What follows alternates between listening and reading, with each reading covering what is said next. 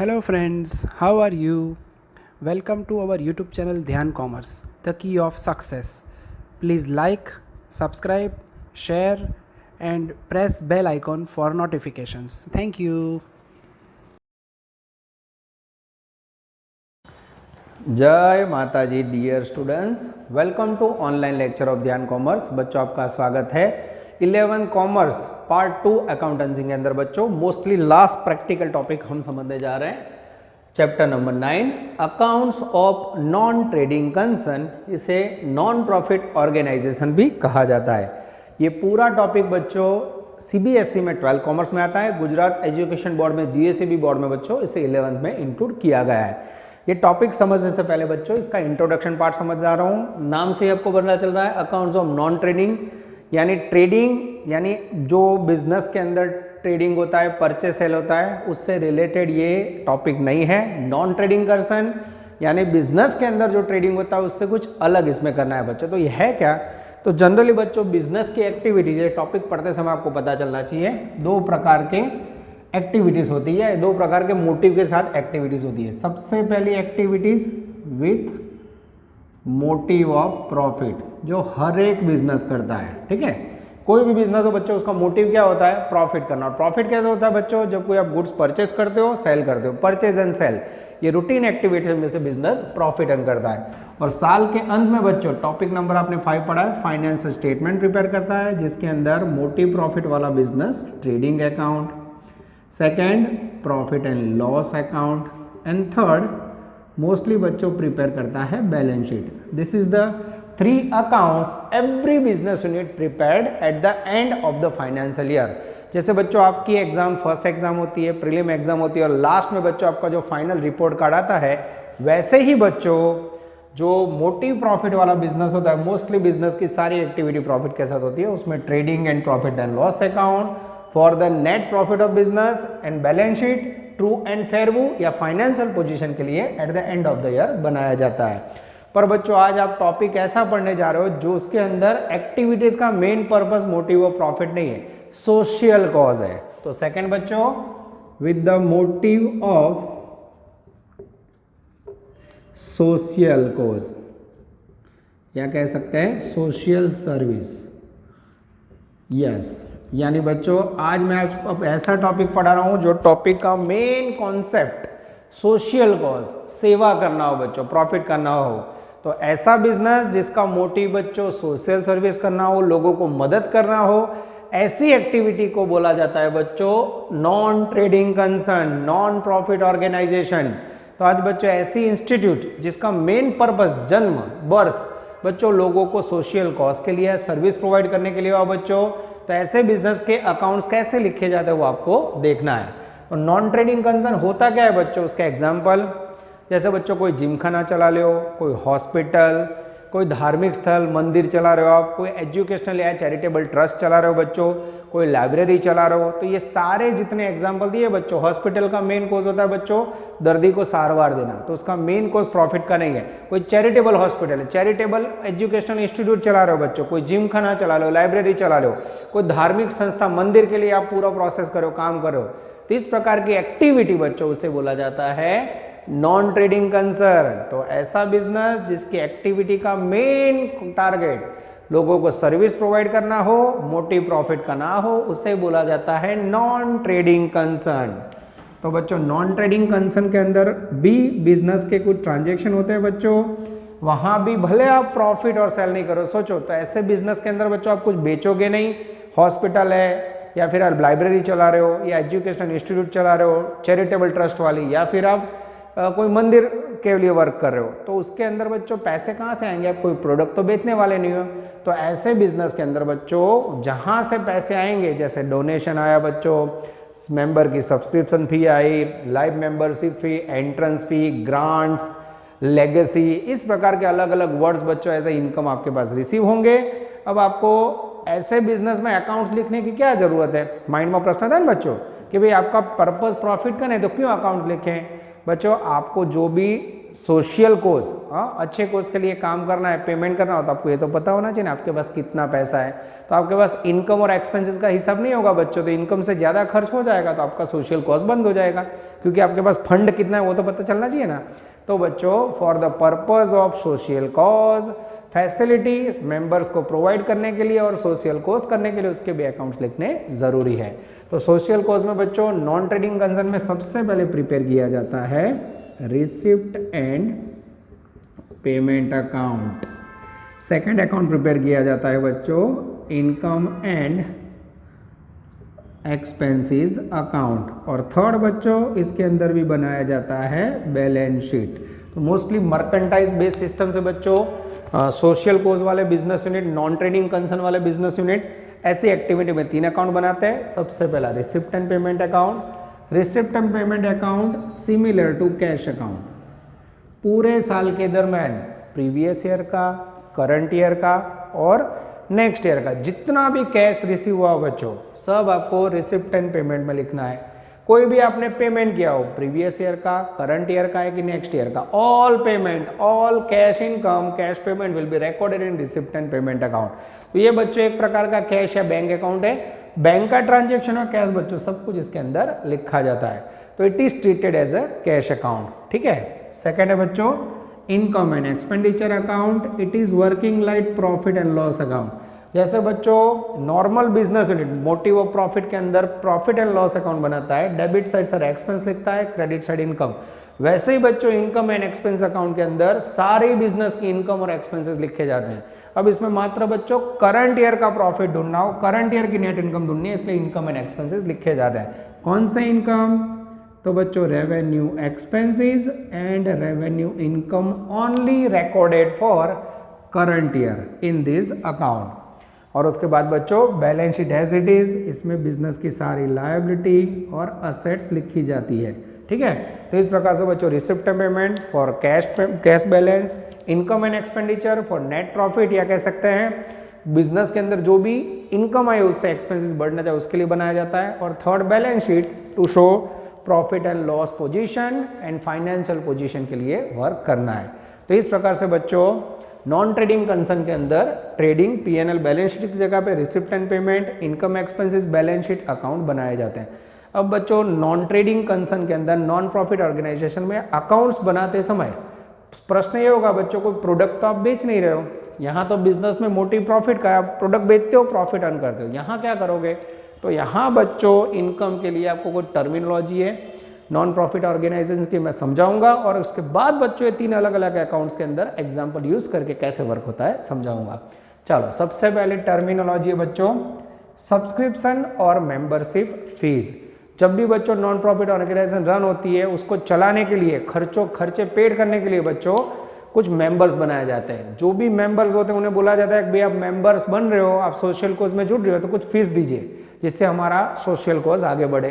तो उनके पास है सब्सक्रिप्शन या मेंबरशिप फी, कई बार बच्चों पर मंथ, कई बार 6 मंथ की, कई बार ईयरली ली जाती है। तो subscription and membership fee is the main income of non trading concern. अब बच्चों इनकम कहाँ लिखी जाती है? तो सबसे पहले रिसिप्ट एंड पेमेंट में लिखी जाती है as a receipt side. And second effect बच्चों ये रेवेन्यू इनकम है, ऐसा समझ के उसको इनकम एंड एक्सपेंडिचर में नोट किया जाता है। तो subscription and membership fees is the income for business.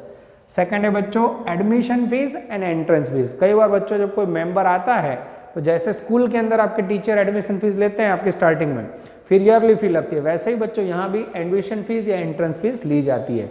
अब admission fee and entrance fee is also a income of non trading concern. पर यहाँ बच्चों जो सोशल कॉज है उसमें कई बार ये इनकम में कुछ पार्ट कैपिटलाइज किया जाता है।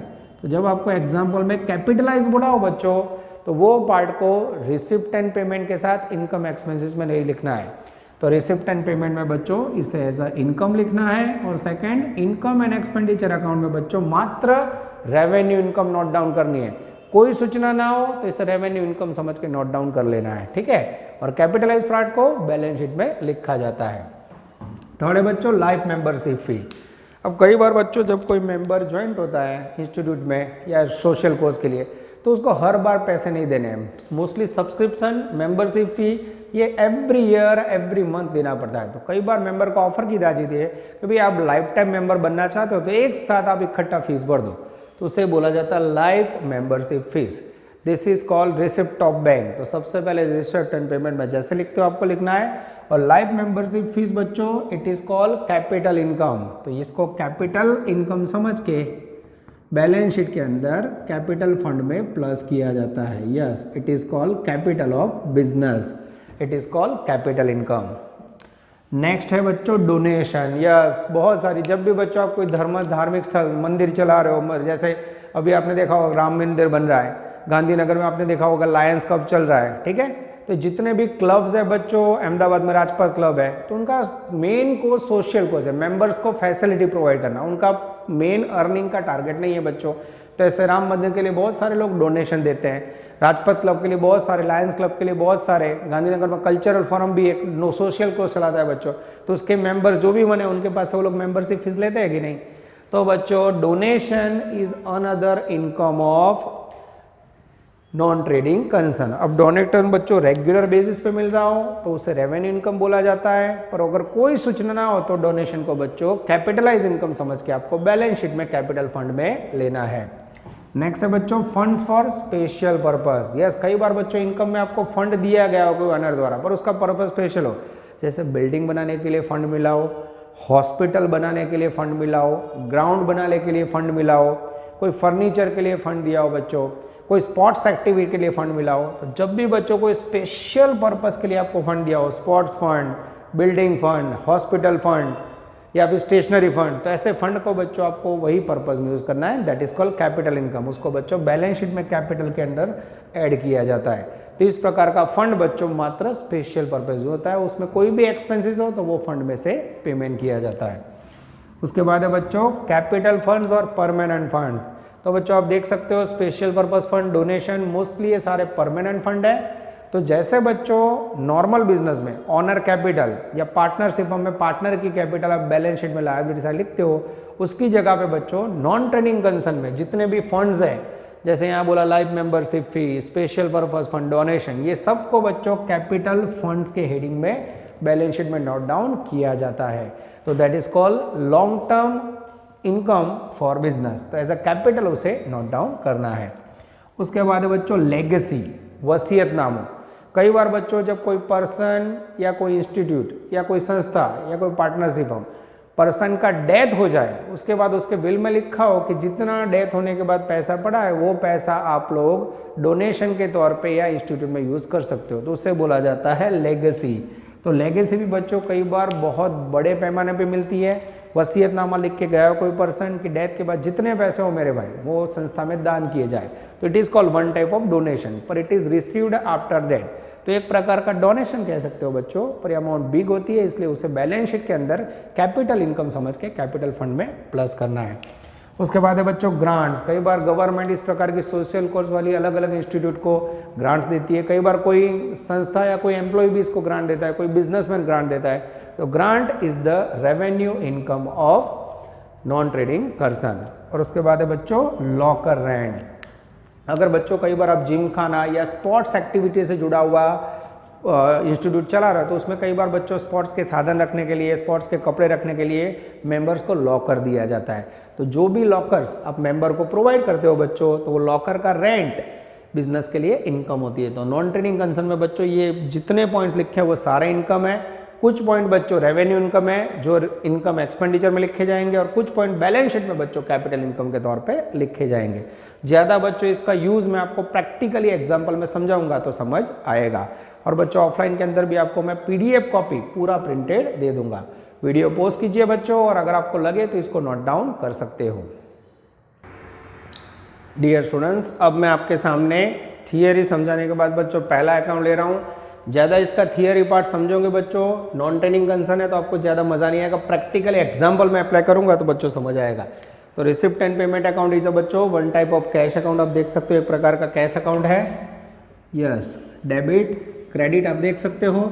Receipt and payment account of जैसे मंगल भाई for the year ending on, जो डेट है वो लिखनी है। यहाँ रिसिप्ट, अमाउंट, पेमेंट, अमाउंट। अभी अकाउंट के बच्चों अंदर क्या आता है वो बेसिक आपको समझा देता हूँ। सबसे पहले बच्चों यहाँ ओपनिंग बैलेंस लिखा जाता है, वो कैश बैलेंस हो या बैंक बैलेंस। उसके बाद बच्चों यहाँ ड्यूरिंग द ईयर इनकम लिखी जाती है, प्रीवियस ईयर इनकम लिखी जाती है, नेक्स्ट ईयर इनकम लिखी जाती है। यानी बच्चों कोई भी साल की इनकम हो, ड्यूरिंग द ईयर हो, प्रीवियस ईयर हो, all return down on receipt side. ये हो गई बच्चों आपकी income, all income on debit side. और ये सारी इनकम बच्चों कैश में रिसीव होनी चाहिए, कैश इनकम होनी चाहिए।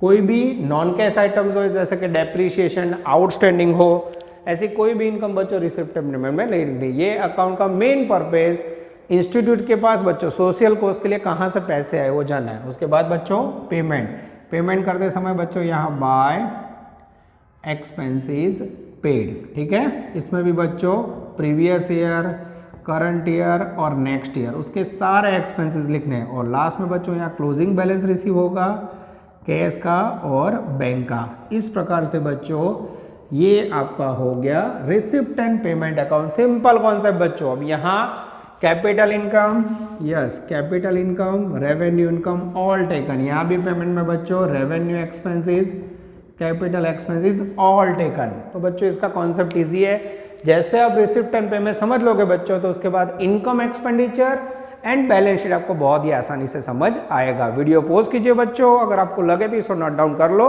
इसके बाद मैं आपके सामने टेक्स्ट बुक का फर्स्ट बेसिक क्वेश्चन लेने जा रहा हूं। डियर स्टूडेंट्स, स्क्रीन पे आप देख रहे हो, हम स्टार्ट कर रहे हैं क्वेश्चन नंबर 9 ऑन डॉक्ट्रिनिंग concern. From the following given information prepare a receipt and payment account for the year ending 31 March 2015 ऑफ ओमकार क्लब। एक पर्टिकुलर में इंफॉर्मेशन है बच्चों। पहली कॉलम में आपके पास बहुत सारी इनकम एक्सपेंसेस है, सेम सेकंड कॉलम में पर्टिकुलर्स में information of income and expenses है। 4 एडिशनल एडजस्टमेंट है। जस्ट बच्चों आपको एक receipt and payment account prepare करना है जिसके अंदर current year, previous year, next year की कोई भी इनकम हो रिसिप्ट साइड लिखनी है और कोई भी एक्सपेंसेस या पेमेंट हो क्रेडिट साइड लेना है। पर बच्चों याद रखना है ये एडिशनल इन्फॉर्मेशन में जो 4 एडजस्टमेंट दिख रहे हैं this all are called non cash item. तो नॉन कैश आइटम यानी जिसका अभी पेमेंट नहीं किया हुआ है, रिसिप्ट ना हुआ बच्चों, उसे आपको रिसिप्ट एंड पेमेंट स्टेटमेंट में नोट डाउन नहीं करना है। नेक्स्ट स्लाइड के अंदर बच्चों व्हाइट बोर्ड पे मैं आपको पूरा क्वेश्चन नंबर 9 समझाने जा रहा हूं। ये वीडियो इमेज को बच्चों आप फोटो खींच लो या कॉपी कर लो या नोट डाउन करके अपने पास संभाल के रख दो। डियर स्टूडेंट्स, अब हम लेने जा रहे हैं sum number 9, first basic question of GSEB textbook. Question number 9 homework में illustration 2-3 page number 287 GSEB textbook. Textbook की कॉपी है बच्चों, आप लोग भी टेक्स्ट बुक रखना। आगे वीडियो लेक्चर के अंदर बच्चों मैं इसका पीडीएफ इमेज रख दूंगा जिससे किसी के पास टेक्स्ट बुक ना और क्वेश्चन सॉल्व करना हो तो कर सके। रेडी बच्चों? Question 9 text book foolscap और कैलसी साथ में रखिए। From the following information prepare receipt and payment account for the year ending on 31 March 15 of Omkar club. तो सबसे पहले बच्चों receipt and payment account prepare करना है। तो मैं लिखूंगा ऊपर हेडिंग रिसिप्ट एंड पेमेंट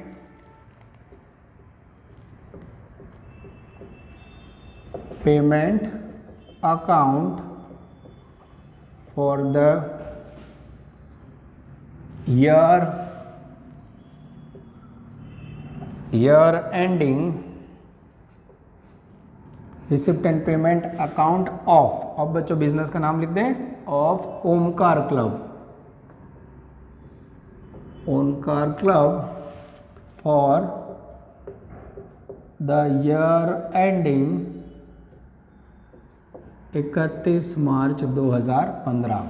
अब बच्चों यहाँ लेफ्ट साइड हम लिखेंगे रिसिप्ट, यस, अमाउंट ब्रैकेट में रुपीस, ठीक है। इस तरफ आएगा बच्चों पेमेंट, थोड़ी जगह छोड़ी बच्चों, अमाउंट रिसिप्ट। तो बच्चों it is working like a cash account. आप देख सकते हो बच्चों बहुत ही आसान है।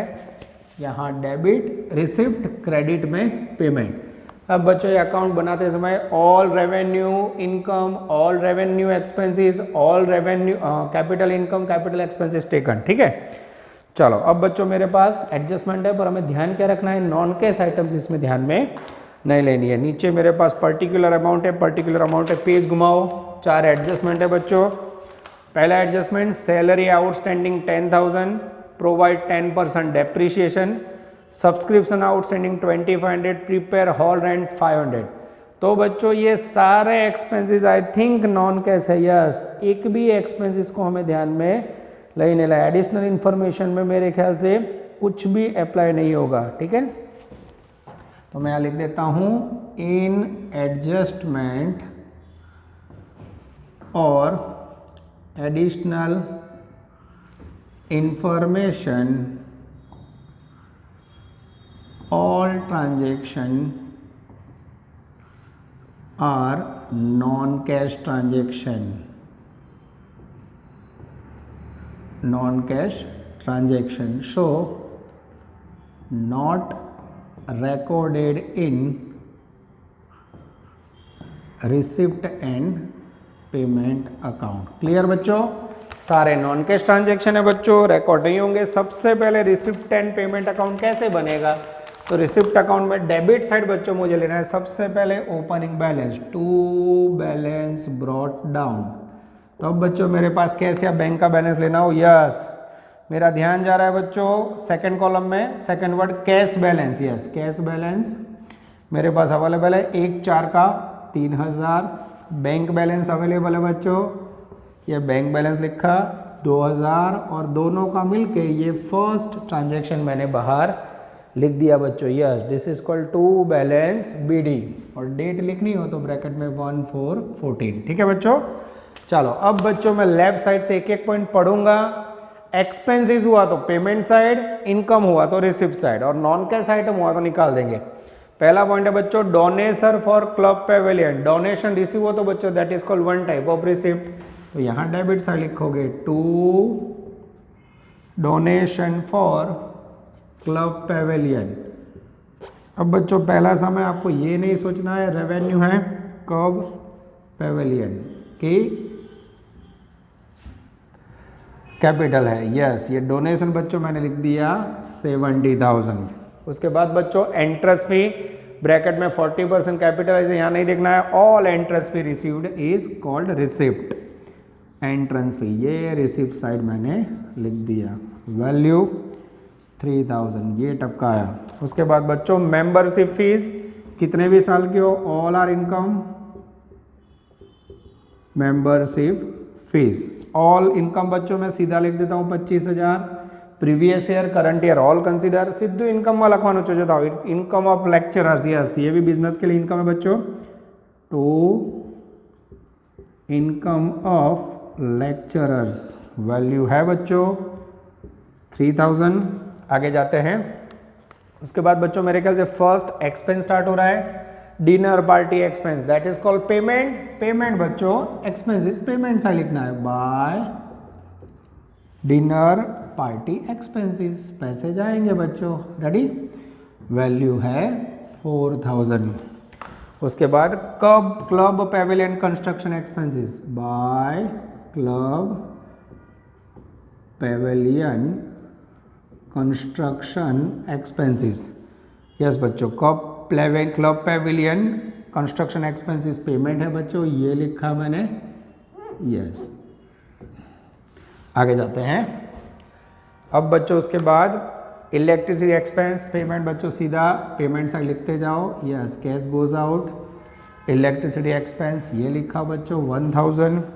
उसके बाद परचेज ऑफ फर्नीचर, फर्नीचर खरीदोगे तो भी पैसे जाएंगे बच्चों, यानी पहला सम बहुत इजी है, फर्नीचर वैल्यू है बच्चों 5000।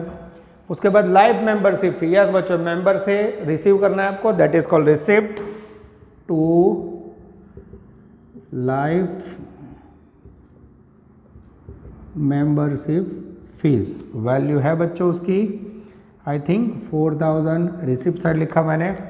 ये फर्स्ट कॉलम मेरे ख्याल से बच्चों पूरी हो गई, आई थिंक परफेक्ट लिखा है। अब मैं सेकंड कॉलम में जा रहा हूँ, sale of old furniture bracket neglect करो बच्चों, सेल करोगे रिसिप्ट होगी, यस ये लिखा debit side as a receipt, sale of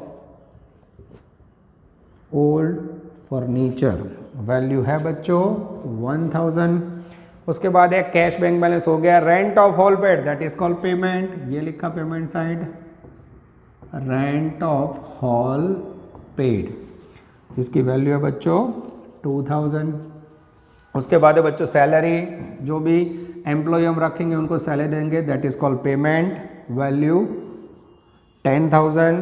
subscription of newspapers, ये कोई न्यूज़पेपर बच्चों आपने संस्था है, रोज लोग आते हैं तो उनके लिए न्यूज़पेपर बंधवा है, तो वो आपके लिए एक्सपेंसेस है बच्चों, यस ये ध्यान रखना है। By subscription of news paper, जिसकी वैल्यू दी हुई है हमें 2000, दैट इज कॉल्ड पेमेंट। आगे जाते बच्चों, sale of old newspaper, yes that is called receipt, to sale of old news paper, इसको रिसिप्ट साइड लिखेंगे बच्चों, आई थिंक 500 रुपीज़, यस।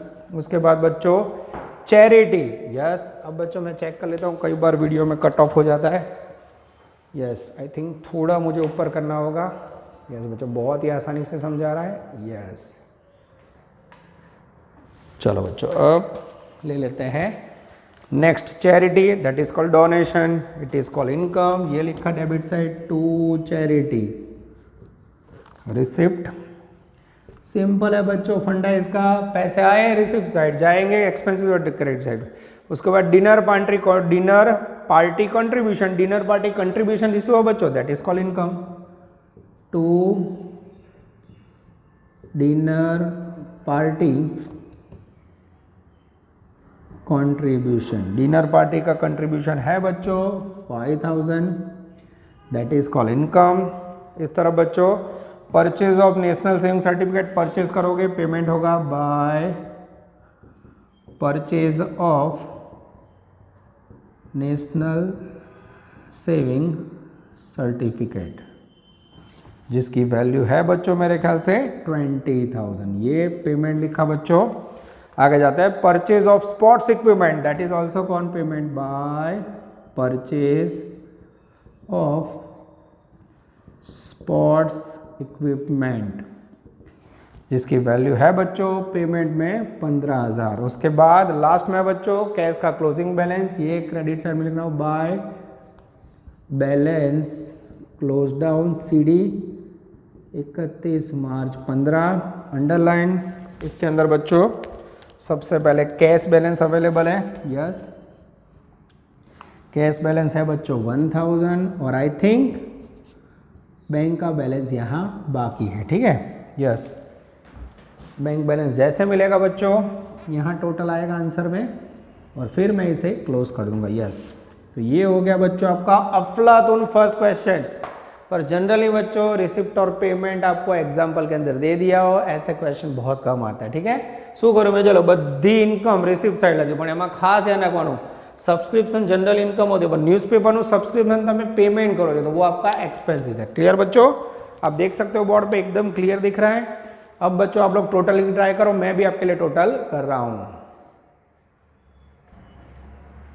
चलो बच्चों मैंने भी टोटल कर लिया, आपने भी कर लिया होगा। आई थिंक रिसिप्ट साइड का टोटल ज़्यादा है, और टोटल हो रहा है बच्चों थोड़ा ऊपर ले लेता हूँ मैं, जिससे वीडियो में कटअप ना हो। 1,24,500 सेम टोटल बच्चों यहाँ रखते हैं हम लोग, थोड़ा ऊपर की साइड पे 124,500। जैसे बच्चों 124,500 में से अब क्रेडिट साइड का पेमेंट माइनस करोगे, यहाँ आएगा बच्चों 5500, और 5500 में ऑलरेडी बच्चों कैश बैलेंस 1000 है, 5500 में से 1000 गया तो अंदर की साइड पे मुझे लिखना हो तो 4500 is the magical figure of bank balance. ये आंसर होना चाहिए बच्चों, चेक कर लो, मैं चेक कर लूँ, मेरे पास टेक्स्ट बुक का आंसर है। और सपोज आप 1000 सीधा बाहर रखते हो तो 4500 सीधा डिफरेंस में बढ़ेगा, 5500 મળે એમાંથી 1000 લેસ કરે, ખ્યાલ આવી ગયો છે। तो ये हो गया बच्चों basic question receipt and payment. Generally बच्चों ये रिसिप्ट एंड पेमेंट अकाउंट आपको एग्जांपल में दे दिया, इसके बाद इसके ऊपर से revenue income, revenue expenses income expenditure में और बैलेंस शीट में असर देनी है। ये हो गया बच्चों आपका पहला बेसिक लेक्चर। आशा रखता हूँ कि रिसिप्ट एंड पेमेंट में समझ आया होगा। घर पे आप लोग 2 इलस्ट्रेशन 2 और 3 उसको बराबर रीड कर लो बच्चों। नेक्स्ट लेक्चर में सफर को और आगे बढ़ाएंगे। Take care, all the best, जय माता जी।